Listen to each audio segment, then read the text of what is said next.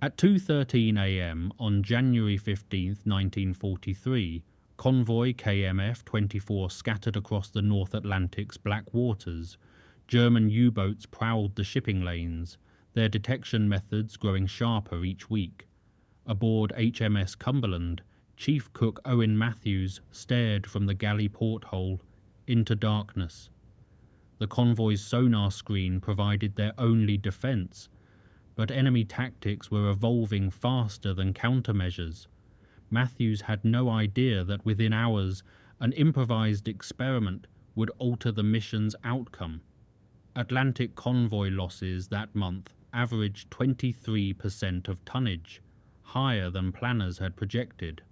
Right now, it was simply another shift, another batch of rations to prepare. But today, the galley would become an unexpected weapon. The war log would later note acoustic anomaly recorded 0:02 hours, origin undetermined. The cold penetrated everything, not surface cold, a bone-deep chill that crept through bulkheads and wool uniforms alike. Matthews shuffled into the galley at 5:45 hours, boots scuffing against worn linoleum.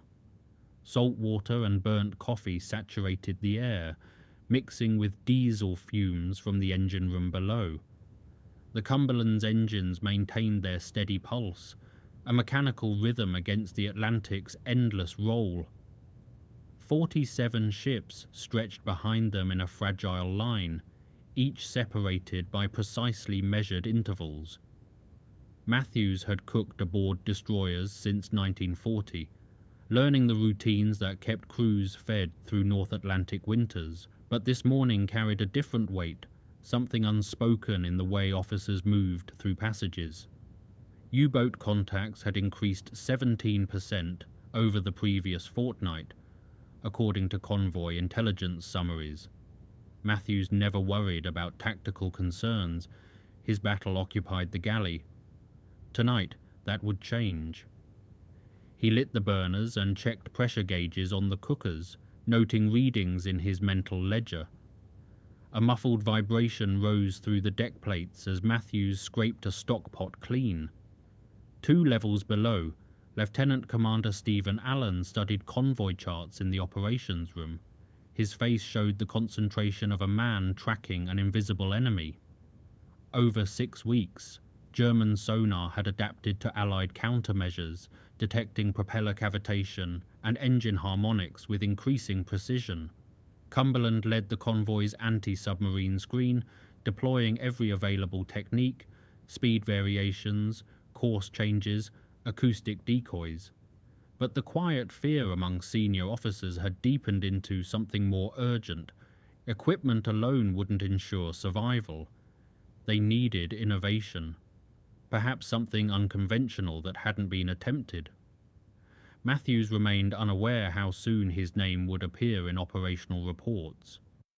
Allen circled a position on the chart where 3 ships had reported hydrophone contacts.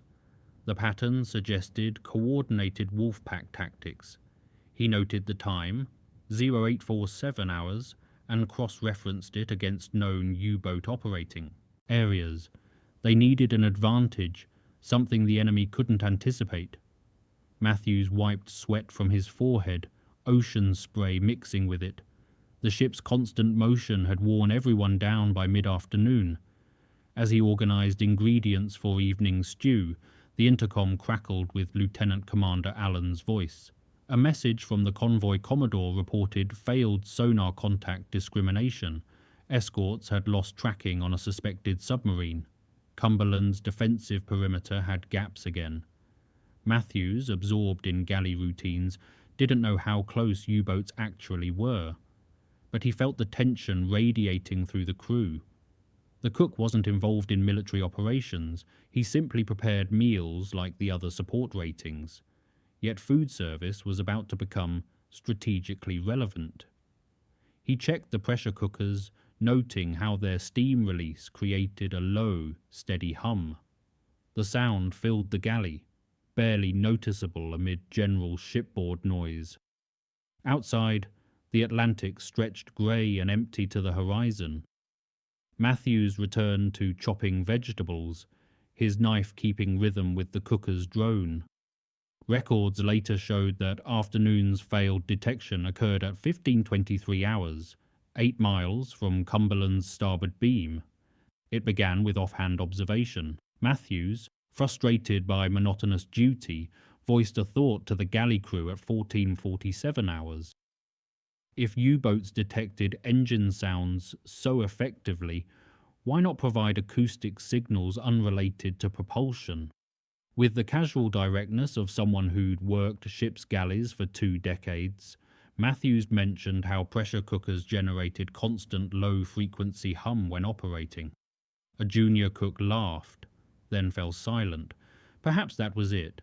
Steady noise, consistent frequency, something mechanical yet distinct. Alan overheard from the passageway. "What are you suggesting, Matthews?" Alan asked, studying the cook carefully. Matthews hesitated, uncertain how to articulate the forming idea, but connections were emerging. This wasn't about food, it concerned acoustic signatures. The pressure cookers produced sound at frequencies different from propeller noise. Could that differential create confusion in enemy hydrophones? Alan had spent weeks analysing sonar reports, searching for any tactical advantage. A cook's observation about kitchen equipment seemed absurd, yet it was the first genuinely novel suggestion he'd heard all week. Desperation made strange ideas worth considering. The concept seemed improbable, but nothing else had worked recently. Matthews had noticed the pressure cooker's acoustic output, steady hum overlaid with irregular steam venting. What if those sounds could mask the convoy's actual machinery? They needed acoustic signals that wouldn't register as ship propulsion on enemy sonar, something blending with ambient ocean noise while obscuring genuine mechanical signatures. Alan considered adaptation speed. How quickly could they implement something untested? They made the decision at 15:10 hours, authorized by the convoy commodore after a brief explanation. Matthews received an unusual assignment: generate specific acoustic patterns using galley equipment. He was given technical parameters from the ship's sonar operator, frequency ranges to avoid, harmonic intervals to emphasize. The Cumberland's chief engineer provided specifications on propeller blade, rates, and engine resonance. Matthews studied the numbers, translating them into cooking equipment operations.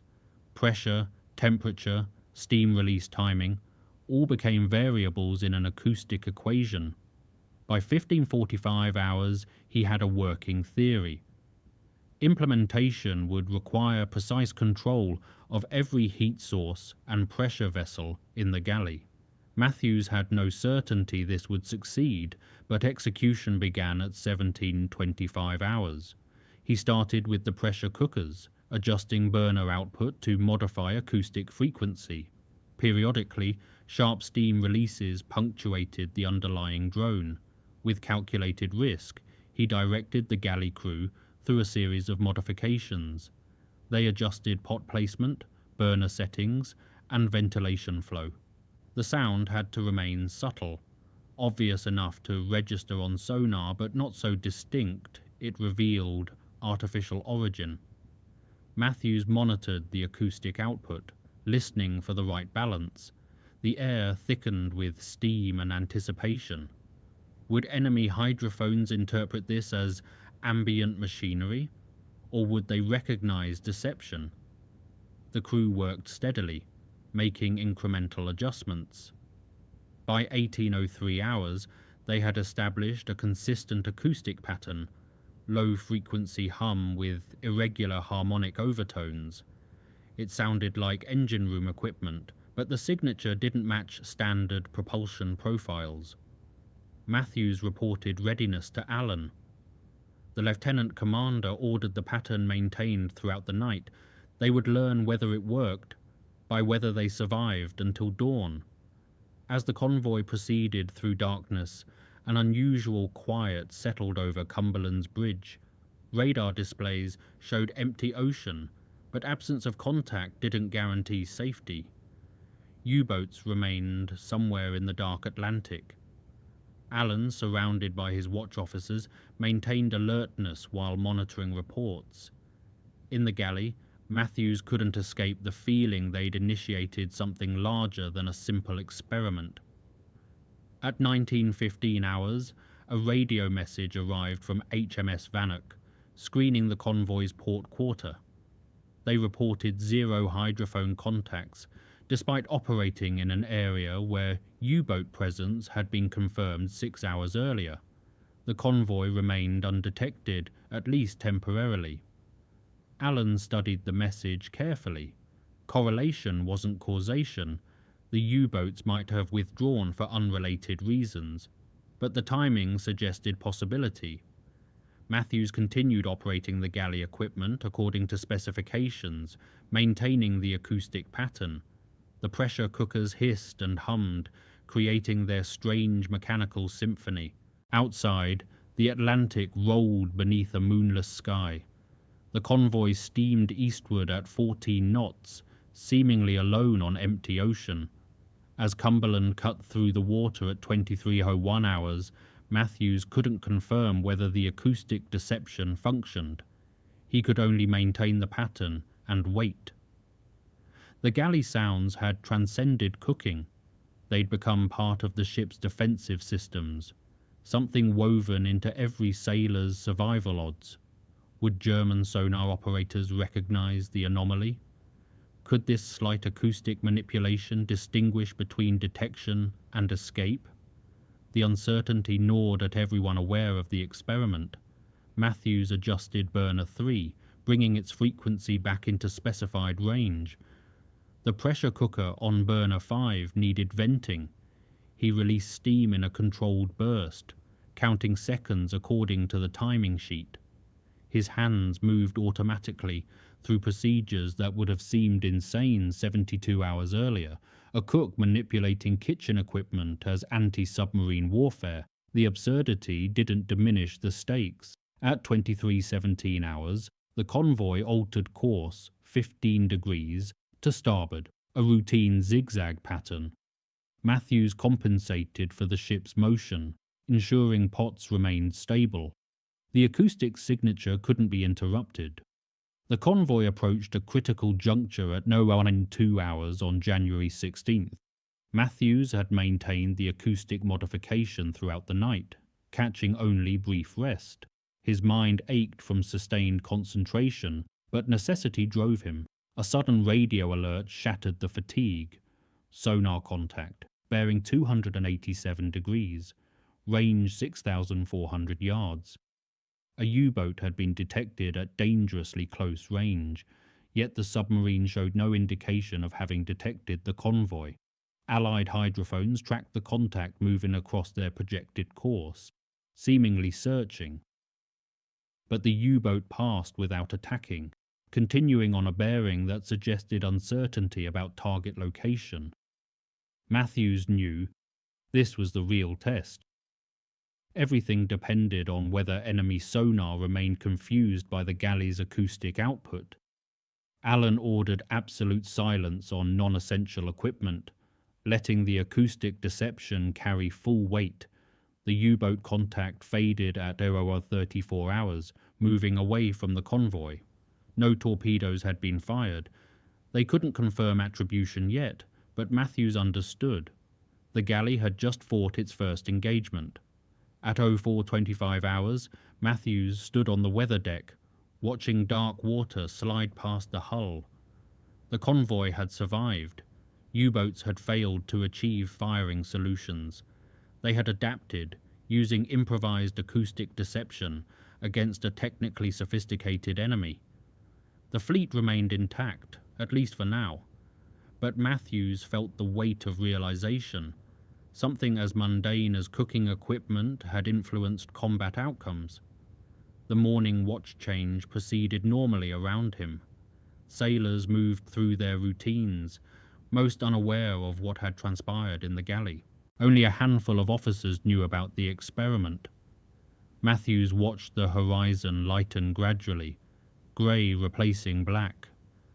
The Atlantic stretched endless and indifferent.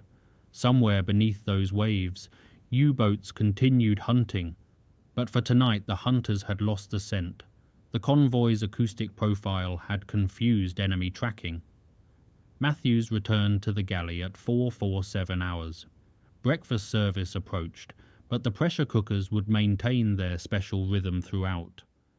The experiment had become standard procedure. News of the successful evasion spread through the convoy by 05:30 hours. This wasn't routine patrol anymore. This wasn't just another Atlantic crossing.